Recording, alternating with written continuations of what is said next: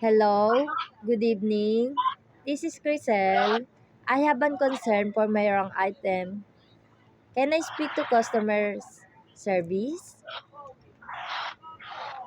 Hello, good evening. Thank you for calling Wave 252 to NTI. My name is Jessica. How can I assist you today? May I start by asking how's your day has been so far? I'm going well, thanks. Great to hear that. How can I assist you with your Wave 252 to NTI account today? I have a question about a recent purchase I made. Of course, I'd be happy to help with that. Can you please provide me with your account number or order number to look up your information? Yes, 2505054 WXOEFK. Thanks. Thank you for providing that information. I see your recent purchase here. How can I assist you with this specific purchase? I received the wrong item in my order.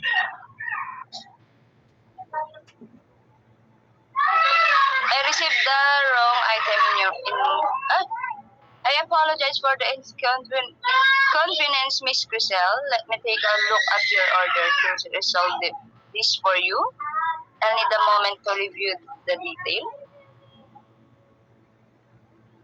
I can see that the item your order was shampoo, but your item received soap. Is that correct? Yes, that's right.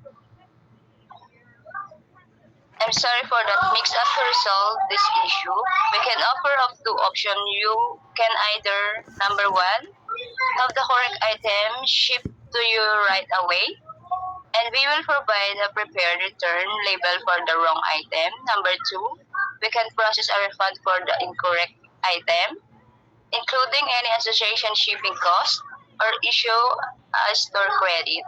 Which option would you prefer, Miss Crisel? I need the correct item as soon as possible. I completely understand, Miss Crisel. I will arrange for the correct item to be shipped to you immediately. You will receive a confirmation email with the tracking information shortly. Is No, there anything else? no, that should do it. Thank you for your help. Now that should do it. Thank you for.